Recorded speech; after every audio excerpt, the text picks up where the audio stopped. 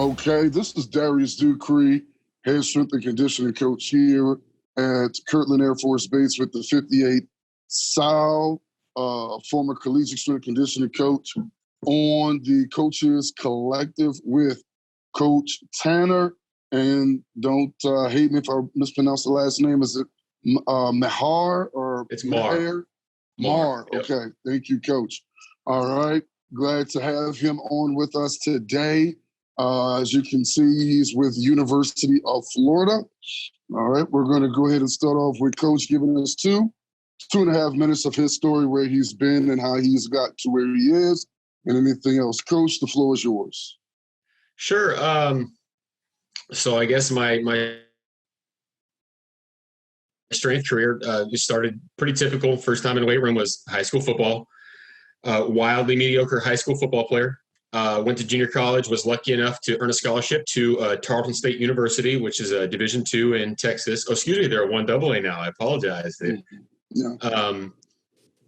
Where I was fortunate enough to play under master strength coach Rod Cole, and started my internship as an undergrad. After graduating with my graduate degree in kinesiology, I went up and I actually coached a little football at Coffeyville Community College very shortly, just a couple of months, just a summer. Then accepted a graduate assistant position at a Division III in California, Whittier College. Again, I was coaching football. I assisted with strength and conditioning in both of those places and kind of knew in my heart that's where my passion was. So after just one season at Whittier, I resigned and moved back to Stephenville, Texas, and started an internship with Coach Cole at Tarleton, which eventually became a graduate assistantship. And from after that, I went on and interned again at New Mexico State University under Don Decker. And then after a short period, after about 6 months, I was hired full-time with Coach Deck. And a few years after that, I was introduced to Coach Savage, the head strength coach at the time at Mississippi State University. And through a mutual former coworker, he had a position available and he interviewed me for the spot, and I was hired there. And I've been with Coach Savage and Coach Mullen ever since. Awesome. So, Coach, let's dive on in. And this is a deep question. You know, what motivates you, and not just in training. You know, a lot of times people look at us strength coaches as the meatheads, or, you know, of course, for many of us are former athletes on multiple levels. But what motivates you about strength and conditioning? What motivates you about working with the athletes you're blessed to work with, and as well as, you know, how do you go about motivating those athletes, and as well as assisting with motivating the staff that you're a part of? So start with myself. As a young man, I was about as wild as you can get. I was the worst kid on my college football team.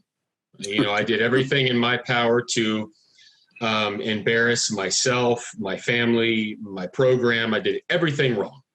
And I had a few people, my strength coach being one of them, who invested in me, who said, you know, you have created this self-image of who you think you're supposed to be, and I'm here to tell you, you can be something better. And so that was really what started, you know, my career as a strength coach, but that's also what drives me as a coach.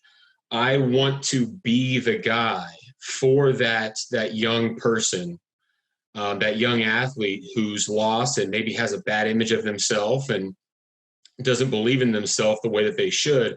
I want to be the person that shifts that focus, that lets them believe that they can be something better. Now, as a strength coach, what motivates me is I have an incredible amount of pride in this profession. I covet this profession. I want to do everything in my power to see this be what it could be, to see us valued the way that we should be valued, and to have the impact on these young people's lives that we can have. Okay. As far as now with motivating the players, the athletes, there's a bunch of different buzzwords I can give you. Being at a place like the University of Florida, our kids are already pretty motivated, right? Right. Competition is a pretty good motivator. But in motivating them, letting them know, why I'm there to help them, I'm just open and honest about my story. I tell them exactly why. This is why I'm hard on you. People were hard on me, and it worked out. Okay. And as far as the staff as well? So with motivating my staff, my other staff members, I try to invest. Again, taking so much pride in this profession, I try to invest in the people around me as much as I can. Whether that's, for instance, throughout this entire quarantine, we haven't been able to go into the office. So every single day, I started an educational series in our group chat where I challenged myself to read super training throughout the quarantine. And so every day I would share something, a point of interest that I read that I liked, and then kind of give my own, okay, well, here's a practical application. Here's what we could do with this in our program. Here's how it could benefit our program. So just, again, investing back, giving back to the guys on my staff. And I think that being honest, like to have honest conversations, this, the people that care the most about you tell you the hardest truths, right? People who don't care about you slap you on the butt, say, great job, and just watch you just spiral all the way down, right? Mm-hmm. People who truly care about you will have hard conversations and say, hey, I really think that, you could be a lot better in this area. You could be a lot better in this area. And I try to be that for my staff because, again, at the end of the day, that's I'm investing. That's how I'm showing love to you. You might not like me in the moment, but in the bit when the work day is over, when you get home and drive home in your car, you're going to go, man, he actually cares. Mm-hmm. And so let's take that and look at wanting to know, how do you utilize that motivational piece specifically with your athletes and generating buy-in, especially, and I'm going to get a little bit deeper with that because, information is readily available now. Mm-hmm. Some good, some bad. We won't go into specifics with that, but kids have so much of easier access to information now. It's become a challenge to, create that buy-in, to let them know that, hey, we are the subject matter expert. We're going to put you in the best position possible to not just optimize your performance, but to see you successful. What methods do you go about doing that? It's an education, right? So coaches, it's just another word for teacher. Okay, so the old saying of kids don't care what you know until they know how much you care, or all that, right? Mm-hmm. It's not to say that it's any less true, but there has to be more of a blend nowadays. Like you said, this is the most informed generation ever. A kid can get online and Google and find out if your program is full of crap, right? So there's this balance of emotional and psychological investment as well as an educational investment. Like, here's what we're doing. Here's why we're doing it. Like, you've got to start with why. The kids, you want buy-in, clearly explain why you're doing something, and there's your buy-in. Now again, that why has to be kind of tailored to the athlete, right? So if you have an athlete who has been incredibly successful throughout their career without training, without lifting weights or field work or anything like that, well, then the conversation is, well, hey, you're going to have a really good career. Let's see how long we can make it, right? Let's make you a healthier, stronger, more adaptable, and give you longevity in your career, not just performance. But I get it. You're a superstar. You're a 5-star. You're as good as it gets. Now let's keep you healthy, right? So it's kind of a game of the buy-in factors tailored for what information you give to each kid. Okay. Let's see. Okay, so with being a teacher, and I follow you. That makes the most sense. That was, my mother is a retired teacher. Just a little tidbit. So, once I got into the field, and she was able to make those comparisons as to, what she does and what we do, which of course it makes perfect sense. Now, looking at the information piece, how do you handle that athlete who, and I'll just, put it out there, who's bought into the gimmicks, whereas, what we have to do a lot of times is really look into the science. And is it applied science? Can we actually use this? You know, Outside of educating the athlete and having that relationship, what do you do when you're faced with that athlete who just is so gun-ho about what he or she is seeing social media or just out there on the web in general, and let's say, attempting to cause conflict in your program? How do you deal with that? So again, it all comes down to if you know your program, you know what you're doing and why you're doing it, usually isn't an issue. A lot of times guys will come to me and go, hey, look at this YouTube video I found. And my first question is usually, who's that? Right? Because if it ain't a future Hall of Famer, I'm like, okay, cool. Right. Some Joe Schmo doing like a super quick foot ladder. And it's like, great. Who's that guy? Oh, nobody. Okay. Right. But the other piece is sometimes I'll validate what they're doing. I'm going to say, yeah, that is an 8-year NFL veteran who has to train differently than you. That is a Ferrari. He's already tuned up. There's a perfect engine under that hood. You are not there yet. Someday you can implement these types of modalities, right? You will need more of this type of work when you're an 8-year veteran and you've got this previous injury and you've got this and that and this and that. I guarantee that guy that you're watching that YouTube video of, if he's some superstar, he didn't get there just doing that. Right. So again, it just comes down to, it's not always like, oh, well, I don't want to see that. Validate it. If you can look at it and you know what the hell they're doing, validate it and then go, it has a place, just not right now. Or maybe, hey, guess what? We are going to do stuff like this. We do things like this, just in different phases of our training year.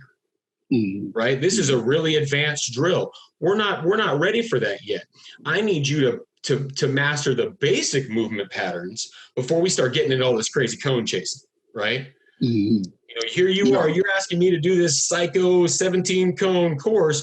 And the last time that I asked you to open your hip and open to the right, you crossed over. So you see what I'm saying? Yeah. Oh, yeah. And let's stick on that topic of your programming. What does your programming look like? Do you change based upon phases? Do you, I know some programs are able to, let's say, have our freshmen or our redshirt developmental as compared to our junior, senior vets. What does your programming look like in terms of that, the difference between the freshmen or the redshirt and your veterans, and as well as let's go through that training year, your off season, in season specifically.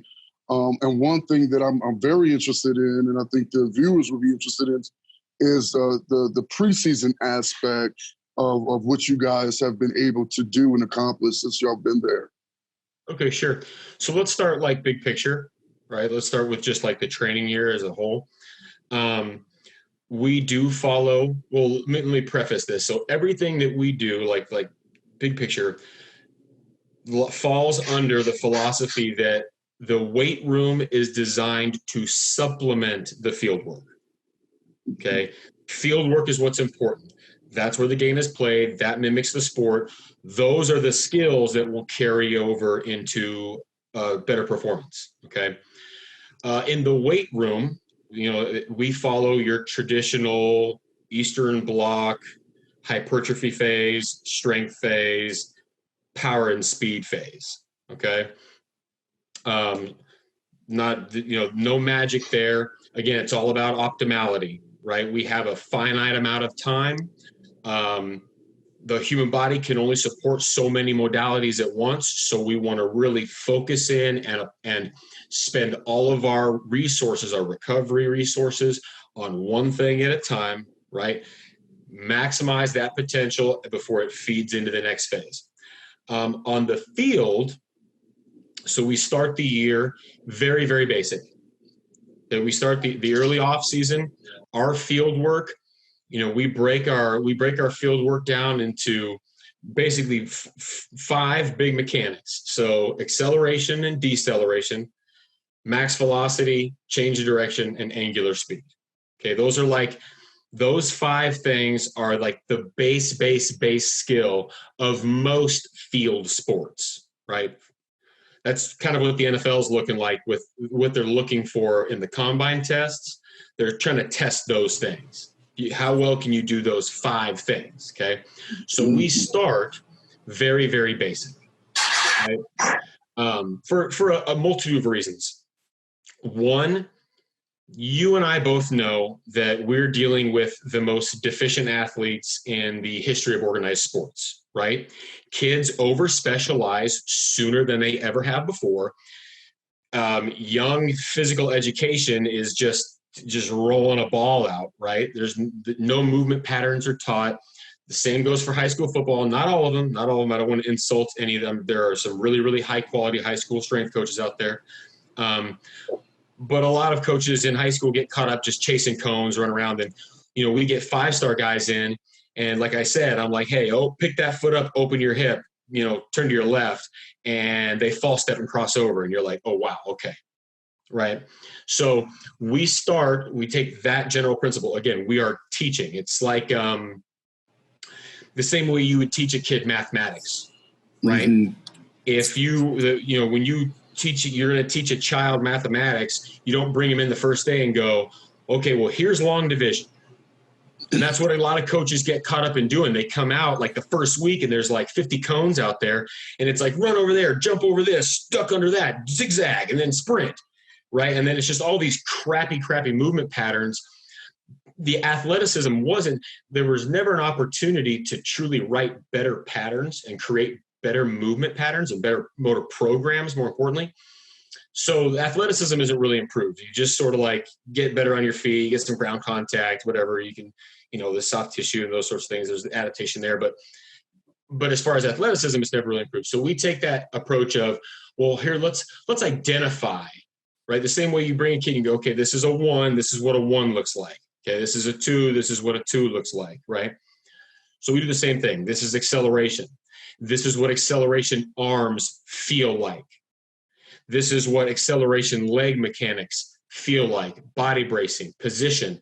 We usually incorporate a plyometric that patterns that strengthens the pattern. Okay, and then we'll put it all together in, again, very, very basic, simple patterns. So, like if it's an acceleration day, run 10s.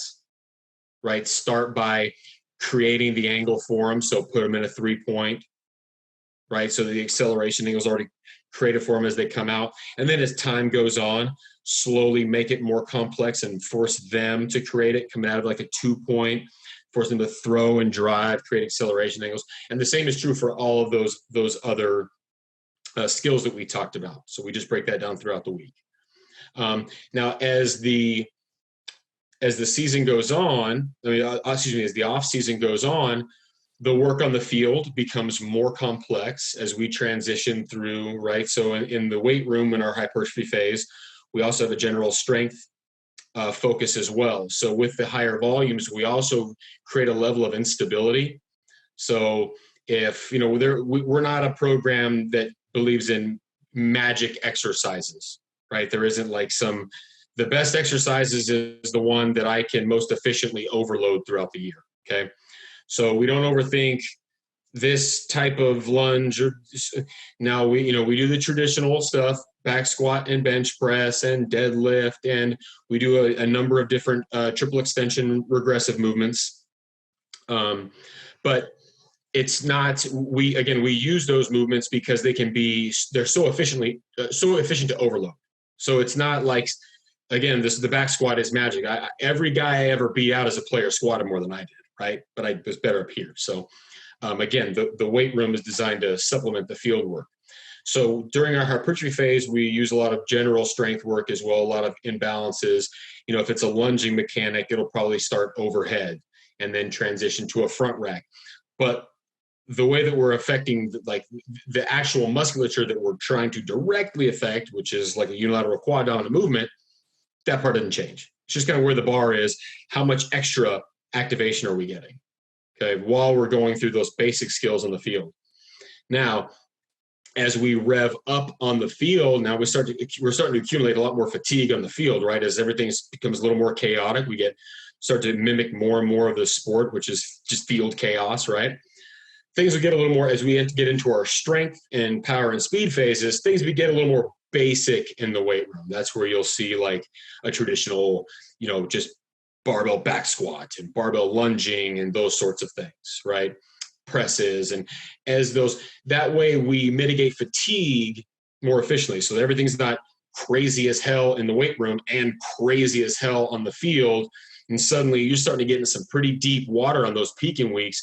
You know, you're really overreaching. We want to overreach, but you're really overreaching, right? And then that phases all the way out until the very, very end of our off season, you know, late summer, where now we introduce a competitive aspect. Right now, those basic those complex movement patterns on the field now get a reactive component, right? True agility, right? Like I hate the term. People always throw a bunch of cones out and like they're like, oh, it's agility work. And I'm like, they didn't make a decision. There's no agility. They chased cones. That was a change of direction drill, sure, but they never made a decision, not agility. So that's when we'll get into true agility drills and competitive, you know, cat and mouse type things where they've got to react to body movement. And then in the weight room, again, we'll get as basic then as possible and just sheerly work on those speed and power adaptations. Coach, I want to thank you for mentioning the reactive component of what agility is. Yeah. So I had to chuckle on that. And speaking about your program, have you all been able to employ any new technology or technology in general, not just with the performance optimization part, but we also know that recovery is a huge aspect of, you know, just performance and in general. That's something that, you know, which is a big topic within this side of the field, dealing with the tactical special operators, special forces athlete, because, you know, as we know, just similar to the, let's say the collegiate football player, you know, a lot of people don't really understand, unfortunately, what they go through as we do, you know, with practices, taping, watching tape, the training, the conditioning. You still have academics.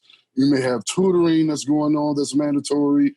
And then somewhere down the line, you have to fit in your nutrition and your rest. So what have you guys utilized technology-wise to be able to monitor that and to better equip and educate your athletes? So right now, so in the past, I've worked with, you know, elite at New Mexico State. I've worked with, who do we have? We had Zephyr at Mississippi State. We had Catapult here at Florida. Right now, we're not utilizing any technologies. So right now, what we did was, you know, we're in the process of building a new facility. So it's one of those things where we're kind of like on holdover until everything goes into the new building. But what we did do is when we first got to Florida and we had Catapult, we basically created kind of like distance landmarks, right? Because that's the biggest nightmare for collegiate strength coaches or for football strength coaches is camp, right? That's what we really spend all summer preparing the tissues for, is that acute to chronic jump that stress is going to make. It's the second we start camp, right? Like first day of camp. So what we did was with the Catapult, we collected data all through camp and all through season, and basically created kind of distance landmarks, right? We found averages by position groups, how many total yards were they traveling every day, and more importantly, how many high intensity yards were they moving, right? Because a lot of, you put a catapult on a guy and he walks around all day and it says 44,000 yards, right? All he did was walk around and sip water. Okay, so we looked at, how many hard reps were guys taking, and what were those average distances per rep, and what was the total distance? And we basically created what you would say your conditioning landmark. Guys, a lot of coaches have these conditioning tests they do at the end of the summer. That's how we created ours. It's very position specific. So now that since not having catapult, now we use an RPE system, right? Like a questionnaire at the end of the day, and just sort of keep on up. Again, it's kind of an informational questionnaire. How much you guys been sleeping?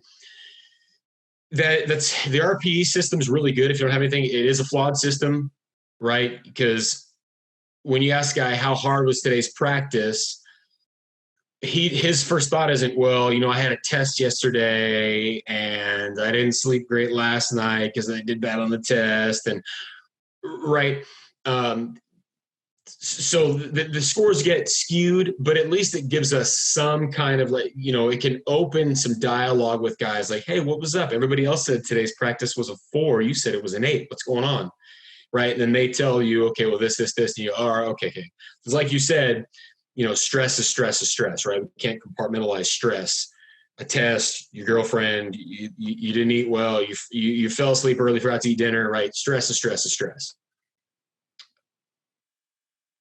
Okay, so you mentioned super training. I have the book. I think we all try to stay abreast of different information out there.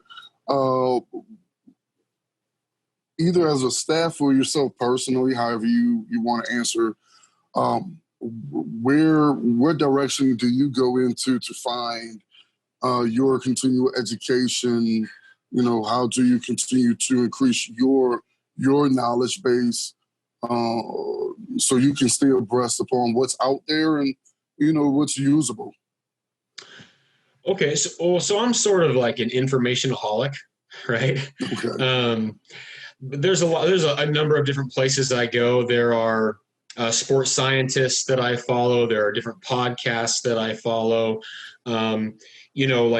I chose super training at basically like a challenge for myself. It is a very difficult read. And since you have it, I'll give you a little bit of advice. Don't try to read it straight through. Kind of use it like an encyclopedia. I got a quarter in a few months ago, and I've been resting. It's dense, yeah. Yeah, it's fun though. Go to the index, and every day just pick out a couple things like, ooh, what's that? Ooh, that sounds interesting. Ooh, this. Go to it, read it, make your notes, however flashcard, like however you like to, store data, like whatever that is for you. Do it that way, and then get back out and mark the ones that you've already gone over, and then slowly just whittle your way through the book that way. It's far more palatable to do it that way. Just at least for me, it worked. But so I'm constantly, again, there are a number of sports scientists that I follow. Anything that they write, I'll usually pick up. They're not going to get a free promotion out of me though. So that's just it. And then again, like I'll reach out to old mentors. I'll call Deck. Hey, what have you read anything good? Or I'll call Coach Savage, Coach Cole, and just say, hey, have you read anything good lately? Any direction you can point me in? A really good book that I point a lot of people in is the Scientific Principles of Strength Training. Mm-hmm. That's by Dr. Mike Israetel, Dr. James Hoffman, I believe, and Chad Wesley Smith. That's a really, really great read for young strength coaches.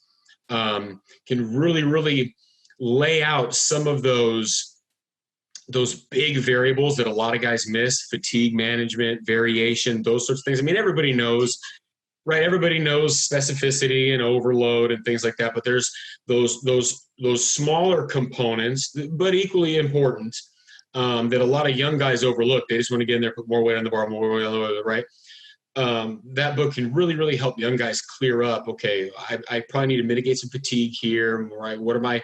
How are my SRA curves interacting with this style of training? So that's a really good book. That's probably my favorite one that I promote to young guys. It's a little bit dense, but it's written really, really well, and the information is spoon fed. It's a great book. And speaking of young strength coaches, what is some advice that you would offer young strength coaches that are, either trying to get in or in the field? What would you like to tell them? So first and foremost, it is a 10-year commitment to poverty. I want everybody to remember that. You're going to be broke. You're going to be broke for a while.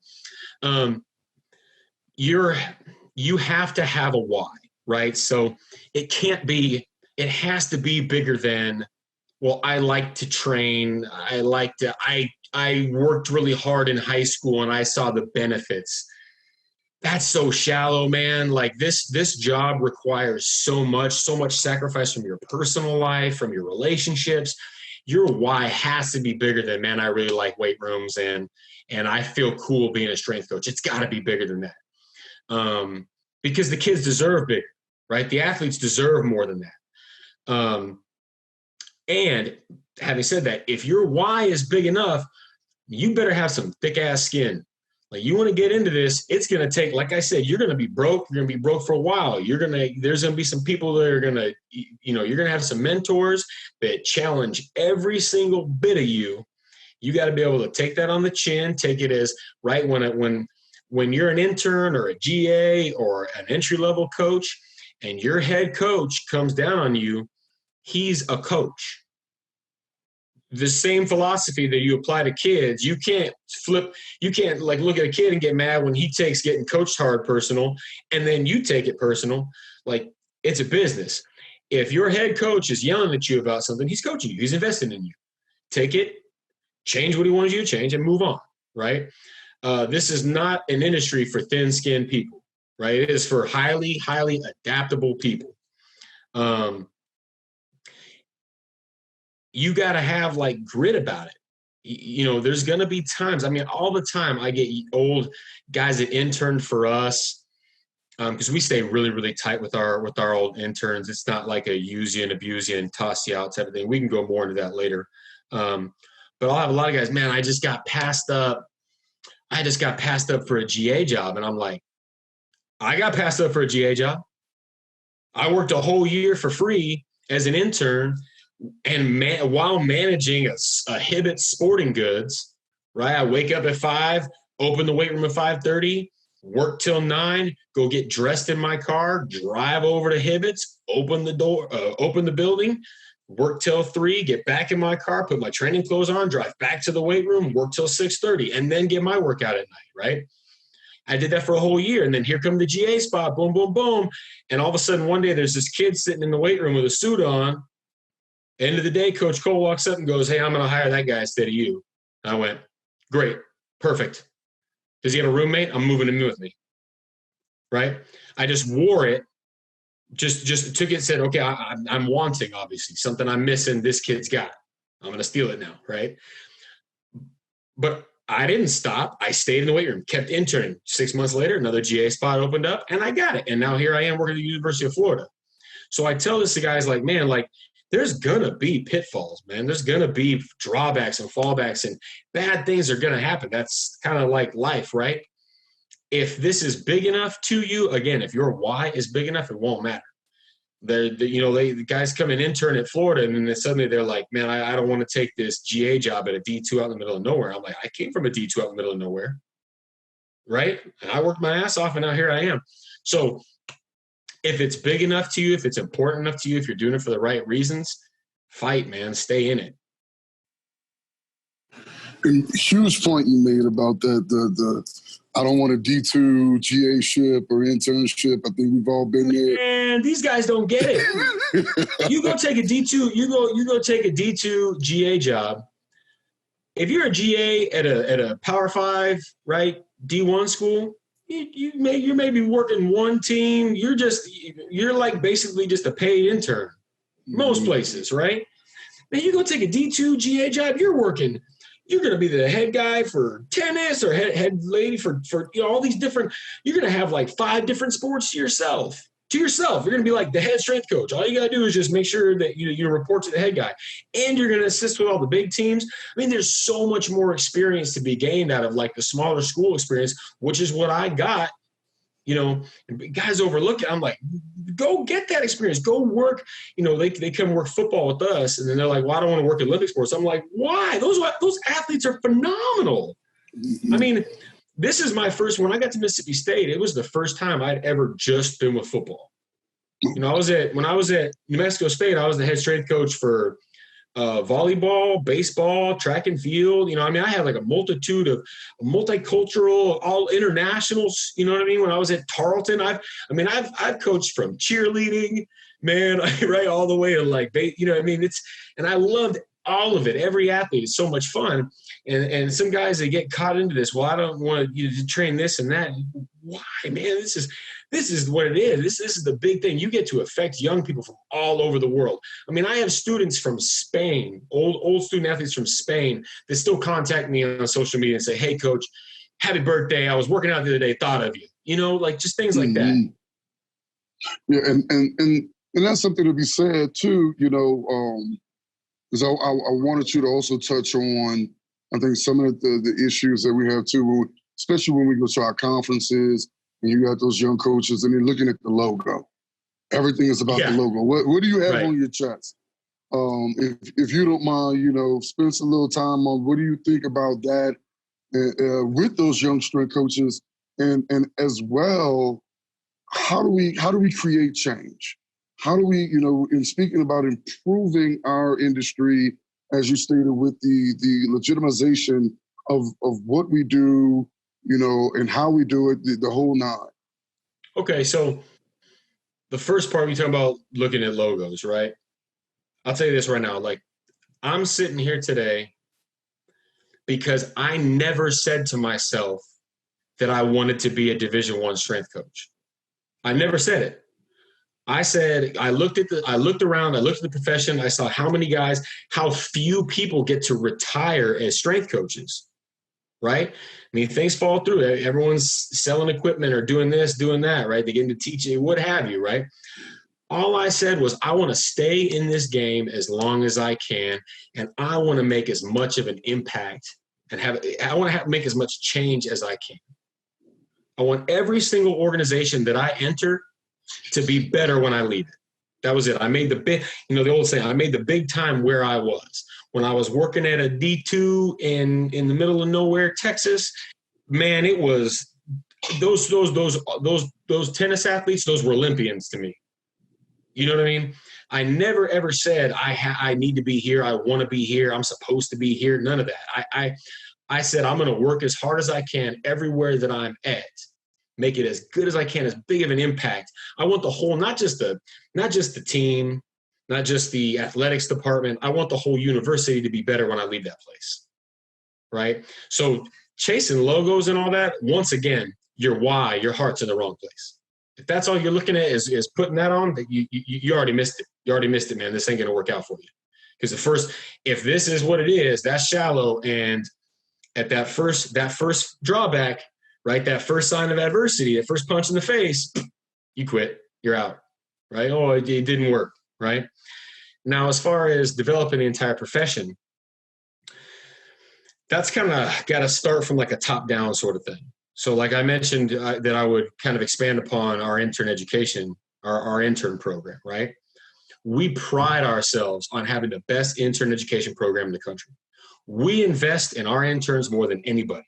So, I mean, we have a 16-week curriculum. So, and which it's a 2-part curriculum. It's the science side as well as culture building. When you walk out the doors from the University of Florida, we want you to be ready to go take that GA position, entry level, full-time. Like, we want you to be a finished product. Here you go, a high quality young strength coach. I mean, how can we validate ourselves and say that we're good strength coaches if we're not producing new good strength coaches. And I think that's sort of where the change has to start. I think in a lot of places, and this has been going on for generations, right? You hear all these horror stories about internships. Man, all I did is sit in the weight room and cleaned all day. I just, got yelled at. I was there for 6 months, never even talked to the head guy, not once. Didn't say a word to me. I spoke to one guy. He was the GA. All he did was yell at me and put his feet up while I cleaned. Right? So that an entire generations of that type of treatment have run off a lot of really good strength coaches, right? There's some potentially really good strength coaches where they were like, man, this is it. Just getting treated like shit every day, and people talking to me in all kinds of crazy ways, and I was here. I went into debt to do this. I had to take out credit cards to pay my rent and this and that and groceries, blah blah blah blah. And I got 0% better in the whole 6 months. All I did was go a couple $1,000s in debt, and they didn't even help me get a job afterwards. So now I'm just sitting on this debt. So I think for generations now, we've been running off some really, really good strength coaches, guys who, had they stayed in, would have elevated that ceiling, the whole ceiling, right? Again, you said earlier, the meathead strength coach. If we want to get paid what we should be getting paid and get treated the way that we want to get treated, that's got to go first and foremost. Like the meathead thing, bye, see ya. You're costing me money. Go on, right? Now, big juice, big energy people, absolutely got to have them. I'm a big energy person. People might see me on the floor and think, oh man, he's a big meathead, right? But then come sit in the office with me, come get on the whiteboard with me, I'll teach you otherwise. And that's kind of where we have to get as a profession. We have to, if we want things to change, we got to change, right? Yeah, I definitely agree with you with that, Coach. I like that a lot. Let's look towards, kind of coming down a little bit. But like to ask, throughout your career, as you look back on it, is there anything that you would change? Or, that old saying, if I knew then what I know now, is there any kind of advice that you would give yourself in regards to any kind of decisions career-wise that you may have made? No, not really. Obviously I would go back and say, hey man, those programs are bad, boy, but no, professionally, like I said, I think everything that I did and my whole path has led me to where I am. And again, even my drawbacks and even the things that people would, your worst moments, right? They've built me up the most. And, I really wouldn't change anything, man. I think that everything that I did and the way I did it built my character and made me stronger and made my skin thicker and allowed me to help as many athletes as I've helped and make the impact on young people's lives the way that I have. I wouldn't change a thing, man. I love my story. I started at a junior college in the middle of Kansas. Right now I'm in Gainesville. I'm good, Mm-hmm. Is there anything that you'd like to ask me? Yeah. So, being on the tactical side of things, do you have motivational issues? Is it hard to motivate those people sometimes? Actually, not really. I wouldn't think so. You're dealing a lot more with you're dealing a lot more with the type A personality. It definitely depends upon the job of that particular type of athlete. You have those where you have to pull back. Hey, you know what I mean? Right. Sometimes you got to kind of enforce that KISS principle, of simplicity, but overall, because I've been on this side for going on, I've just started working on my third year, April made 2 years. So going in, and I've been able to work with the Army last year. They just changed their physical fitness test, and they're pulling out a lot of strength coaches. And then now with the special operations, special forces side, it's even more different. going from the, let's say, big Army, or if you would, generalization to like, this is what I do. This is the only thing that I do. I fly this type of plane, and this is what I need. So similar to dealing with your DBs or your receivers, you know what I mean? Just looking at the subtle nuances of what needs to be done, as well as the body type and all those different things. So when I'm going to conferences and I see colleagues and guys and girls I know, they're like, how is it? Just as you asked me, I'm like, dude, it's no real difference. Yeah. I mean, you may have those who can clean them. Those who don't, can you deadlift? I'm proponent. You need to pull from the floor. You need a horizontal push, pull, the whole, the fundamentals of what it is that athleticism is based on and performance. But man, it's very much so,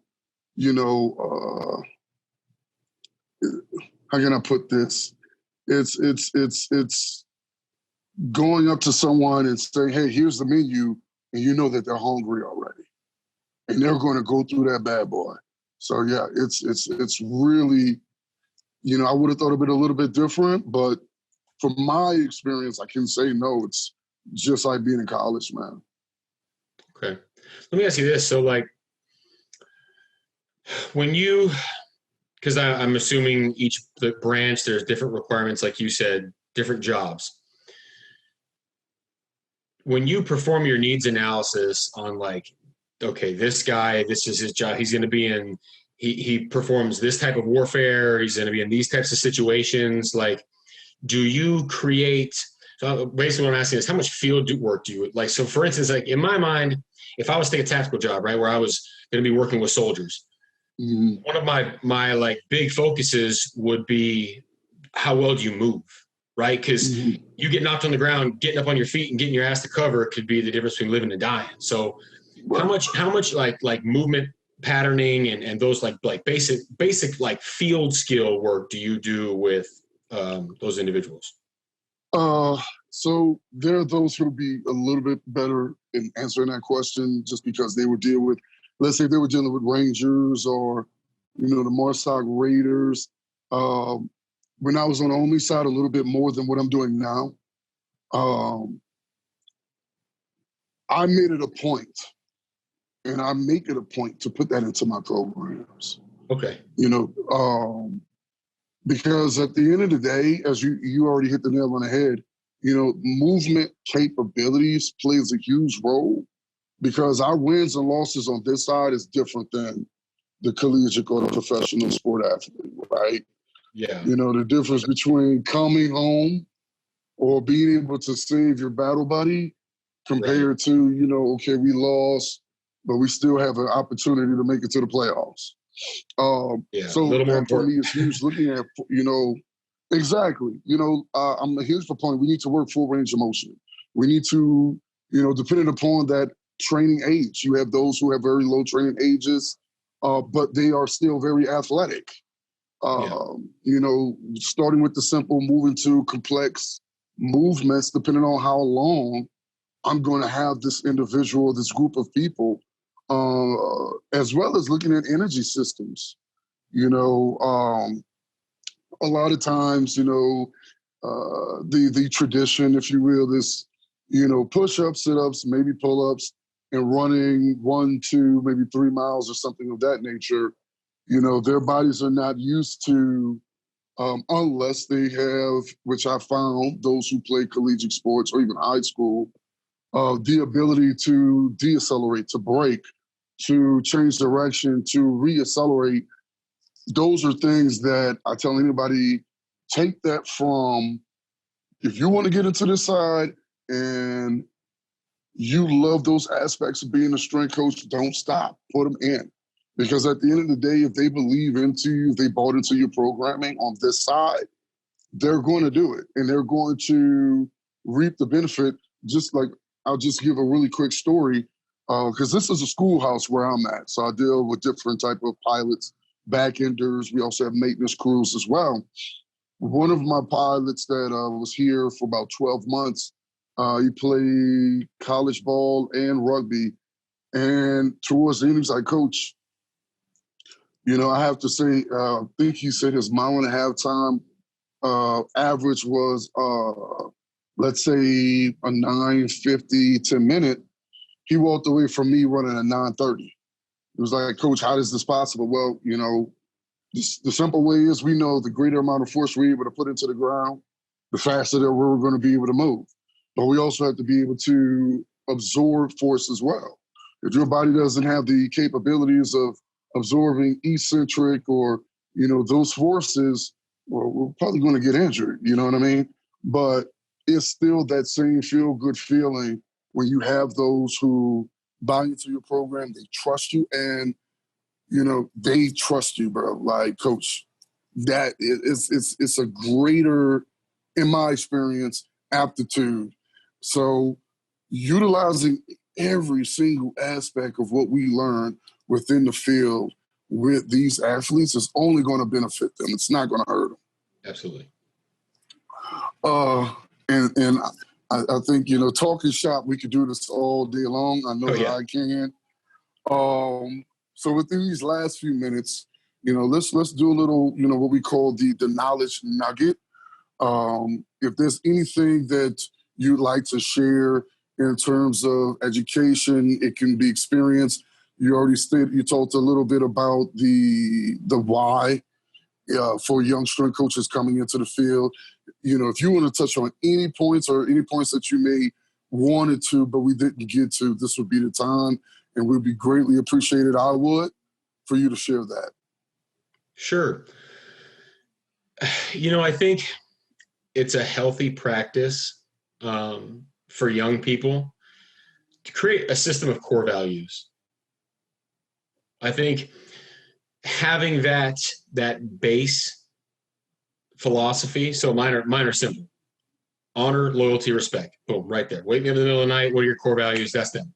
It's been those have been my core values for over a decade now, right?